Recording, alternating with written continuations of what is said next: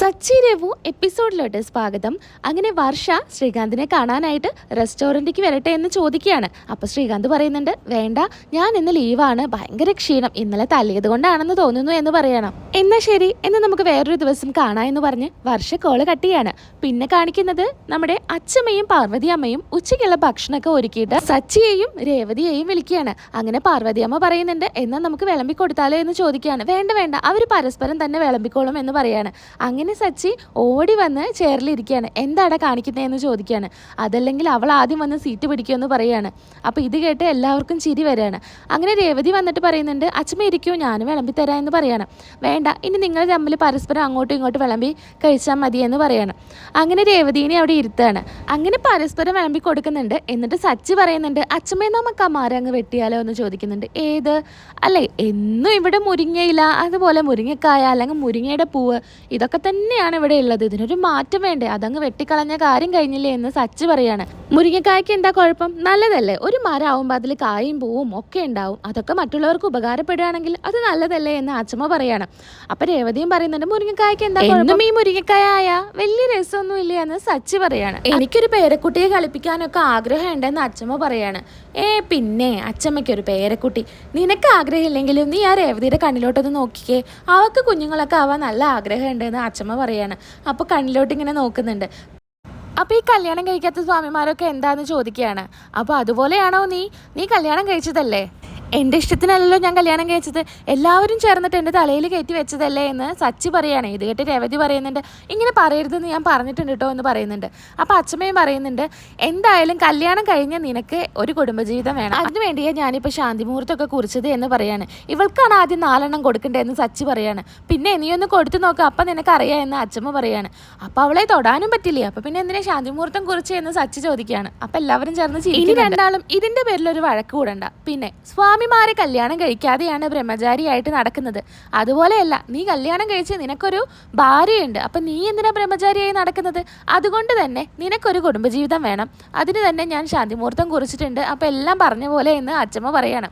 പിന്നീട് കാണിക്കുന്നത് അച്ഛമ്മ സുഖമായിട്ട് ഉറങ്ങുകയാണ്. ഉച്ചയ്ക്ക് ഭക്ഷണമൊക്കെ കഴിച്ചിട്ട് ഇതേ സമയം സച്ചി അച്ഛമ്മ കാണാതെ അങ്ങ് പുറത്ത് പോകാനുള്ള തീരുമാനമാണ്. അങ്ങനെ അച്ഛമ്മയുടെ അടുത്ത് വന്നിട്ട് അച്ഛമ്മ നേരെ ഉറങ്ങിയില്ലേ എന്നൊക്കെ നോക്കുന്നുണ്ട്. അങ്ങനെ പതിയെ നടന്നു പോകുമ്പോൾ അച്ഛമ്മ വിളിക്കുന്നുണ്ട്, സച്ചി നീ എങ്ങോട്ടായെന്ന് ചോദിക്കുന്നുണ്ട്. അത് പിന്നെ അച്ഛമ്മ ഞാനൊന്ന് പുറത്ത് പോയിട്ട് വരാമെന്ന് പറയുന്നുണ്ട്. വേണ്ട, എവിടേക്കും പോകണ്ട, ഇന്ന് ശാന്തിമുഹൂർത്തം കുറിച്ച് നിനക്ക് അറിയില്ലേ എന്ന് ചോദിക്കുന്നുണ്ട്. അതല്ല അച്ഛമ്മ, എൻ്റെ ഒരു ഫ്രണ്ട് ഗൾഫിൽ നിന്ന് വന്നിട്ടുണ്ട്, അയാളെ കാണാനാണ്, അവനെ കണ്ടിട്ട് ഞാൻ വേഗം വരാമെന്ന് പറയുന്നുണ്ട്. ഫ്രണ്ട് അതൊക്കെ അവിടെ നിൽക്കട്ടെ, ഫ്രണ്ട് ഇന്ന് തന്നെ ഗൾഫിൽ പോകുന്നില്ലല്ലോ, അപ്പം നാളെ പോയാലും മതി, ഇന്ന് നീ എങ്ങോട്ടേക്കും പോകണ്ടെന്ന് പറയാണ്. അപ്പോൾ പിന്നെ രേവതിയോട് ചോദിക്കുന്നുണ്ട്, രേവതി എന്നെ ഒന്ന് പറഞ്ഞയക്കാൻ പറയുമോ അച്ഛമ്മയുടെ അടുത്ത്, ഞാൻ പെട്ടെന്ന് പോയി വരാമെന്ന് പറയുന്നുണ്ട്. അപ്പോൾ രേവതി ഒന്നും മിണ്ടാതെ അവിടെ നിന്ന് നടന്ന് വരികയാണ്. അപ്പോൾ പിന്നെ രേവതിയുടെ സാരി പിടിച്ച് വലിക്കുന്നുണ്ട്. പ്ലീസ് രേവതി, എൻ്റെ പൊന്നു രേവതിയല്ലേ, ഒന്ന് പറ, ഒന്ന് മുത്തശ്ശിയോട് പറ, ഇന്നൊന്ന് വിടാൻ പറ എന്ന് പറഞ്ഞ് കെഞ്ചാണ്. അപ്പോൾ രേവതി ഇങ്ങനെ ചിരിച്ചുകൊണ്ട് സച്ചിനെ നോക്കുന്നുണ്ട്. അങ്ങനെ അച്ഛമ്മയ്ക്ക് സന്തോഷമാവുകയാണ് പെട്ടെന്ന് രേവതിയോട് ഇങ്ങനെയൊക്കെ പറയുമ്പോൾ. നല്ല രേവതിയല്ലേ, ഒന്ന് പറ എന്ന് പറയണേ. അങ്ങനെ രേവതി അച്ഛമ്മയുടെ അടുത്ത് പറയണം, അച്ഛമ്മയെ പൊക്കോട്ടെ, വേഗം വരും എന്ന് പറയാണ്. അപ്പോൾ അച്ഛമ്മ പറയുന്നുണ്ട്, 6 മണി എന്നുണ്ടെങ്കിൽ ഇങ്ങോട്ടേക്ക് വരണം, അല്ലെങ്കിൽ ഞാൻ അങ്ങോട്ട് വരും, മറക്കണ്ട എന്ന് പറയാണ്. ഇല്ല അച്ഛമ്മ, ഞാൻ വേഗം വരാമെന്ന് പറഞ്ഞ് സച്ചി ഓടുന്ന് പോവാണ്. അച്ഛമ്മ രേവതിയോട് പറയുന്നുണ്ട്, ഇപ്പം കണ്ടോ, നിന്നോട് ചോദിച്ചിട്ടാ പോവുള്ളൂ, ഇനി ഇങ്ങനെ തന്നെ ആയിരിക്കും എന്ന് പറഞ്ഞ് അച്ഛമ്മ അവിടുന്ന് പോവാണ്. അപ്പോൾ ഇതൊക്കെ കണ്ടിട്ട് രേവതിക്ക് നല്ല സന്തോഷമാവുകയാണ്. അങ്ങനെ പിന്നീട് കാണിക്കുന്നത് നമ്മുടെ വർഷ റെസ്റ്റോറൻറ്റിലേക്ക് ശ്രീകാന്തിനെ കാണാൻ വരികയാണ്. അങ്ങനെ വർഷയെ ദൂരെ നിന്ന് ശ്രീകാന്ത് കാണുന്നുണ്ട്. അയ്യോ, ഇവൾ ഇങ്ങോട്ടേക്ക് വന്നോ എന്ന് പറഞ്ഞ് തലയ്ക്ക് കൈ വെക്കുന്നുണ്ട് ശ്രീകാന്ത്. അങ്ങനെ വർഷ അവിടെയുള്ള ആളെടുത്ത് ചോദിക്കുന്നുണ്ട്, ഇവിടെ ഒരു ഷെഫ് ഉണ്ടല്ലോ, അയാളെ കാണാനാണെന്ന് പറയാണ്. ഇവിടെ ഒരുപാട് ഷെഫ് ഉണ്ടല്ലോ എന്ന് അയാൾ പറയുന്നു. അതെല്ലാം നല്ല ഫുഡൊക്കെ ഉണ്ടാക്കുന്ന ആളാണ്, പുതിയ ആളാണ്, ഇപ്പോൾ വന്നിട്ടുള്ളൂ എന്ന് പറയാണ്. ഓ, ശ്രീകാന്താണോ? ശ്രീകാന്ത് ഇതാ നിൽക്കുന്നു എന്ന് പറയണം. ഒരു 5 മിനിറ്റ് ഞാൻ സംസാരിച്ചിട്ട് പൊക്കോളാം എന്ന് പറയുന്നുണ്ട്. ആ ശരി എന്ന് പറഞ്ഞ് നമ്മുടെ വർഷ ശ്രീകാന്തിൻ്റെ അരികിലോട്ട് പോവാണ്. അങ്ങനെ ശ്രീകാന്ത് തിരിഞ്ഞ് നിൽക്കുന്നില്ല, അങ്ങോട്ട് നോക്കുകയാണ്. അപ്പോൾ വർഷ പറയുന്നുണ്ട്, എന്താടോ ഇങ്ങോട്ട് നോക്കാത്ത, ഞാൻ വന്നത് കണ്ടില്ലേ, ഒന്ന് തിരിയടോ എന്ന് പറയുന്നുണ്ട്. അപ്പോൾ പെട്ടെന്ന് തിരിയുമ്പോൾ വർഷ, നീ എന്താ ഇവിടെ എന്ന് ചോദിക്കുന്നുണ്ട്. ഞാൻ വിചാരിച്ചു നീ ഒന്നും ഇപ്പോൾ എണീക്കില്ല, അത്രയും അടി കിട്ടിയതല്ലേ നിനക്ക് എന്ന് വർഷ പറയാണ്. നീ പോയി ശ്രീകാന്തിനെ വിളിച്ചേ, എനിക്ക് ശ്രീകാന്തിനോട് സംസാരിക്കണ്ടേ എന്ന് പറയാണ്. അപ്പോൾ പിന്നെ പറയുന്നുണ്ട്, ഞാൻ തന്നെയാണ് ശ്രീകാന്ത് എന്ന് പറയാണ്. നീയോ? അപ്പം നീ എന്നെ പറ്റിക്കായിരുന്നു അല്ലേ എന്ന് പറയാണ് വർഷ. അപ്പോൾ ശ്രീകാന്ത് പറയുന്നുണ്ട്, നീയാണ് എൻ്റെ ബെസ്റ്റ് കസ്റ്റമർ എന്ന് ഞാൻ ഇപ്പം അടുത്താണ് അറിഞ്ഞത്. അപ്പോൾ പിന്നെ നിനക്കൊരു വിഷമം വേണ്ടല്ലോ, നീ പറഞ്ഞ കാര്യമല്ലേ എന്ന് കരുതിയിട്ട് ഞാനൊരു നാടകം കളിച്ചതാണെന്ന് ശ്രീകാന്ത് പറയാണ്.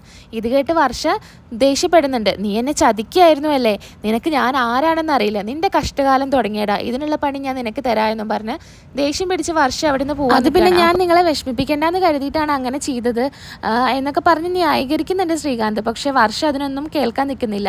അങ്ങനെ വർഷ അവിടെ നിന്ന് പോയി. പിന്നീട് കാണിക്കുന്നത് അച്ചമ്മയുടെ ഫ്രണ്ട്സ് നമ്മുടെ ശാന്തി മുഹൂർത്തത്തിനുള്ള കാര്യങ്ങളൊക്കെ നടത്താൻ വേണ്ടിയിട്ട് വരികയാണ്. അങ്ങനെ പാർവതി അമ്മയുടെ കൂടെ വരുന്നുണ്ട്. കണ്ടോ ആരൊക്കെയാണ് വന്നിട്ടത് എന്ന്. അച്ചമ്മ, നിങ്ങളൊക്കെ ഇപ്പോഴാണോ വരുന്നത്? ഞാൻ പറഞ്ഞല്ലേ നേരത്തെ വരണമെന്ന്, എന്നിട്ട് ഇപ്പോഴാണോ നിങ്ങളിപ്പോൾ വരുന്നത്? എന്തൊക്കെ കാര്യങ്ങൾ ചെയ്യാനുണ്ടെന്ന് അച്ചമ്മ പറയാണ്. നേരത്തെ തന്നെയാണ് ഞങ്ങൾ വന്നിട്ടുള്ളത്, ഇനി എന്തൊക്കെ ചെയ്യാനുള്ളത്? നമ്മുടെ കല്യാണപ്പെണ്ണ എവിടെ പുതുപ്പെണ്ണ എന്ന് ചോദിക്കുകയാണ്. അപ്പോൾ പാർവതിയമ്മ പറയുന്നുണ്ട്, പുതുപ്പെണ്ണോ? കല്യാണം കഴിഞ്ഞ് എത്രയോ ആയി. അയ്യോ അതൊന്നും പറയേണ്ട കാര്യമില്ല, ഇപ്പോഴല്ലേ എല്ലാ കാര്യങ്ങളും നടക്കുന്നത്. അപ്പോൾ അവൾ മണവാട്ടി തന്നെയാണെന്ന് പറയുന്നത്. അങ്ങോട്ടേക്ക് വരികയാണ്. അപ്പോൾ പാർവതിയമ്മ പറയുന്നുണ്ട്, ഇതാ ആള് വന്നല്ലോ എന്ന് പറയുന്നുണ്ട്. അപ്പോൾ എല്ലാവരും ചേർന്നിട്ട്, ഓ സുന്ദരിയാണല്ലോ, നല്ല ഭംഗിയുണ്ടല്ലോ എന്നൊക്കെ പറയാണ്. നാണൊന്നും വേണ്ടാട്ടോ എന്നൊക്കെ പറയുന്നുണ്ട്. അപ്പോൾ പെട്ടെന്ന് തന്നെ നമ്മുടെ രേവതിക്ക് നാണം വരും. ഇനി എന്തൊക്കെ കാര്യങ്ങളാണ് ചെയ്യാനുള്ളത് എന്ന് ചോദിക്കുകയാണ്. അപ്പോൾ അച്ഛമ്മ പറയുന്നുണ്ട്, നമുക്ക് റൂം ഒന്ന് അലങ്കരിക്കണം, അതുപോലെ ഉച്ചയ്ക്ക് രാത്രിക്കുള്ള ഭക്ഷണവും റെഡിയാക്കണമെന്ന് പറയണം. എല്ലാം ഇപ്പം റെഡിയാണ്, നമുക്ക് പോകാമെന്ന് പറഞ്ഞാൽ അവരവിടെ നിന്ന് പോവാണ്. അങ്ങനെ നമ്മുടെ രേവതി അച്ഛമ്മോട് പറയുന്നുണ്ട്, അച്ഛമ്മേ ഇതൊന്നും വേണ്ടായിരുന്നു, എനിക്ക് എന്തോ പോലെ തോന്നുകയാണ്, ഇത്രയും ആൾക്കാരൊക്കെ വിളിച്ചിട്ട് ഇതൊരു ചടങ്ങല്ലേ മോളെ, അതൊക്കെ അതിൻ്റെ രീതിയിൽ തന്നെ നടക്കണം, അപ്പോൾ എല്ലാവരും വേണമെന്ന് പറയണം. എനിക്ക് എന്തോ പോലെ തോന്നുന്നു മുത്തശ്ശി എന്ന് പറയണം. അപ്പോൾ പിന്നെ പറയുന്നുണ്ട്, അതൊന്നും സാരില്ലേ, നീ പോയിട്ട് കുളിച്ച് വാ എന്ന് പറയുന്നുണ്ട്. അപ്പോൾ രേവതി പറയാണ്, ഞാൻ രാവിലെ കുളിച്ചതാണല്ലോ, ഇനി എന്താ കുളിക്കുന്നത്? ചക്കിക്കൊത്ത ശങ്കരൻ തന്നെ, രണ്ടുപേരും ഒരുപോലെ, നീ പോയി കുളിച്ചിട്ട് വന്നേ എന്ന് പറഞ്ഞ് രേവതിയെ പറഞ്ഞയക്കുകയാണ്. അങ്ങനെ പിന്നീട് കാണിക്കുന്നത് വർഷ ഇങ്ങനെ ഫോണിൽ സംസാരിക്കുകയാണ്. പെട്ടെന്ന് തന്നെ രണ്ട് കള്ളന്മാർ വർഷയെ ഇങ്ങനെ ശ്രദ്ധിക്കുന്നുണ്ട്. അങ്ങനെ വർഷയുടെ കഴുത്തിൽ കിടക്കുന്ന മാല പൊട്ടിച്ച് ഓടുകയാണ്. അപ്പോൾ ശ്രീകാന്ത് ഇത് കാണുന്നുണ്ട്. നിക്കട എന്ന് പറഞ്ഞ് വണ്ടി പിന്നാലെ എടുത്ത് അവർ കൂടെ പോവാണ്. അങ്ങനെ അടിപിടിയാണ് അവിടെ കാണിക്കുന്നത്. അങ്ങോട്ടും ഇങ്ങോട്ടും വഴക്കിടുന്നു, തല്ലുന്നു, മാല തിരിച്ച് വാങ്ങിക്കുന്നു. അതിനിടയിൽ വീണ്ടും ശ്രീകാന്തിനെ അവർ രണ്ടുപേരും കൂടി തല്ലുമ്പോൾ നമ്മുടെ വർഷ ഓടി വന്നിട്ട് ഹെൽമറ്റ് കൊണ്ട് അവർ തല്ലി വീഴ്ത്തി ശ്രീകാന്തിനെ രക്ഷിക്കുകയാണ്. അങ്ങനെ അവരവിടെ നിന്ന് ഓടാണ് രണ്ട് കള്ളന്മാർ. മാലയൊക്കെ ശ്രീകാന്തിൻ്റെ കയ്യിലുണ്ട്. അങ്ങനെ ശ്രീകാന്തിനോട് താങ്ക് യു ഒക്കെ പറയുകയാണ്. എന്തെങ്കിലും പറ്റിയോ എന്ന് ചോദിക്കുന്നുണ്ട്. നമുക്ക് വേണമെങ്കിൽ ഹോസ്പിറ്റലിൽ പോവാം എന്ന് ശ്രീകാന്ത് പറയുകയാണ്. വേണ്ട, എനിക്ക് പ്രശ്നമൊന്നുമില്ല, പ്രശ്നം ഉണ്ടെങ്കിൽ അവർക്കാവും പ്രശ്നം, അവർക്കല്ലേ അടി കിട്ടിയത്, അവർക്കാവും പ്രശ്നം എന്ന് പറയാണ്. അപ്പോൾ ഇതാ മാല എന്ന് പറഞ്ഞ് കൊടുക്കുന്നുണ്ട്. അപ്പോൾ താങ്ക് യു, ഒരുപാട് നന്ദിയുണ്ട് എന്നൊക്കെ പറയാണ്. അതിനുശേഷം ഇവർ രണ്ടുപേരും പരസ്പരം സ്നേഹത്തോടെ നോക്കുന്നുണ്ട്. കാരണം വർഷയുടെ ഉള്ളിലുള്ള ആ ഒരു ദേഷ്യമൊക്കെ, ശ്രീകാന്തിനോടുള്ള ദേഷ്യമൊക്കെ ഇതോടെ മാറുകയാണ്. ഇനി പരസ്പരം രണ്ടുപേരും പ്രണയിച്ച് നടക്കുന്നതായിരിക്കും നമുക്കിനി തുടർന്ന് കാണാൻ സാധിക്കുക. അപ്പോൾ നമ്മുടെ റിവ്യൂ നിങ്ങൾക്ക് ഇഷ്ടപ്പെടുന്നുണ്ടെങ്കിൽ എല്ലാവരും ലൈക്ക് ചെയ്യാനും ഷെയർ ചെയ്യാനും കമൻറ്റ് ചെയ്യാനും മറക്കരുത്. എന്തായാലും സബ്സ്ക്രൈബ് ചെയ്തിട്ട് തന്നെ വീഡിയോ കാണണം കേട്ടോ. നമുക്ക് അടുത്ത നല്ലൊരു റിവ്യൂ ആയിട്ട് വീണ്ടും കാണാം. അതുവരേക്കും എൻ്റെ എല്ലാ കൂട്ടുകാർക്കും ടാറ്റ ബൈ.